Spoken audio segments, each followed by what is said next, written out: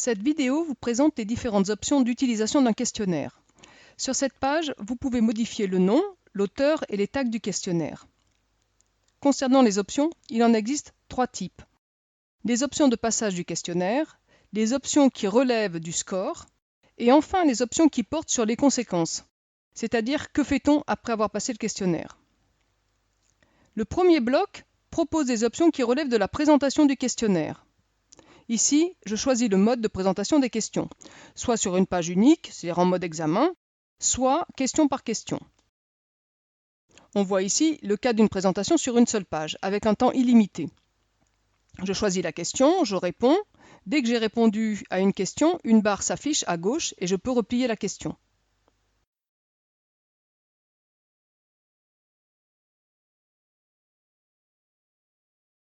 Revenons maintenant à nos options.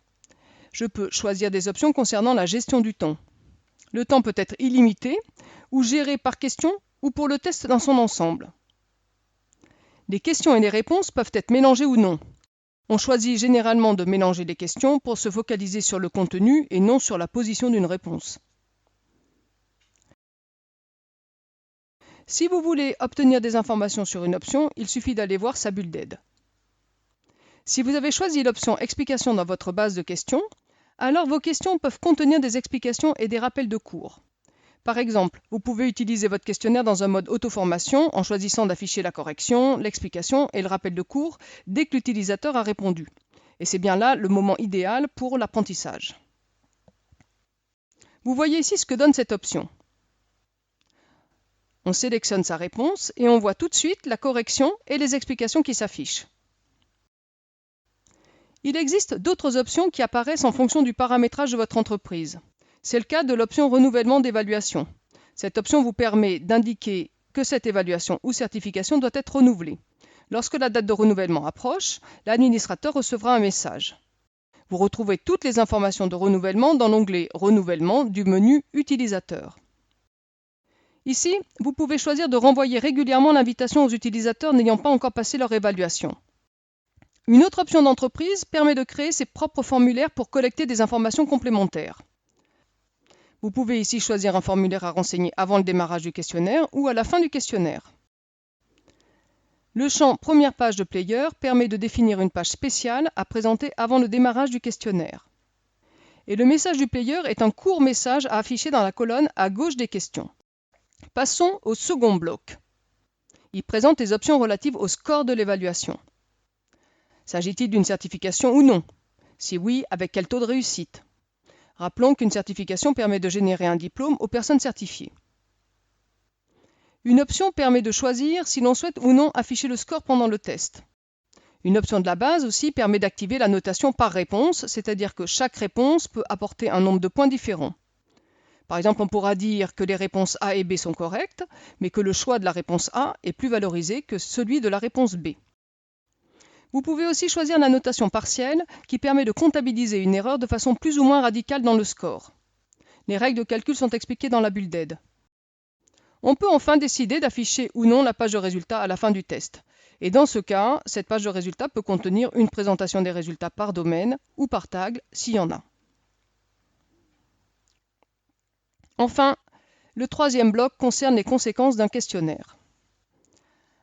Une conséquence peut se formuler de la manière suivante. Si certaines conditions sont vérifiées, alors certaines actions sont appliquées.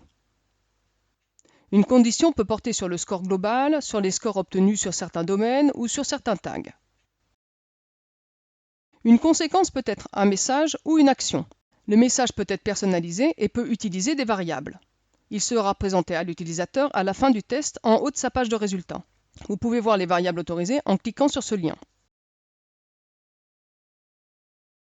Une action, quant à elle, peut être une invitation à un questionnaire ou un module, une affectation à un groupe d'utilisateurs, une certification de niveau sur une compétence.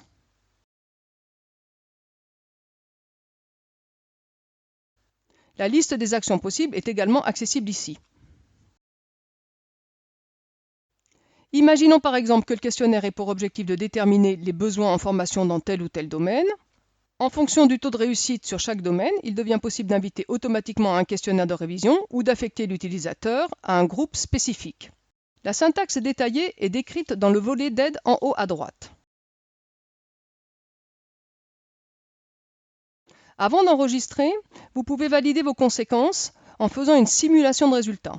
Pour cela, vous donnez une valeur aux variables qui sont utilisées dans vos conséquences.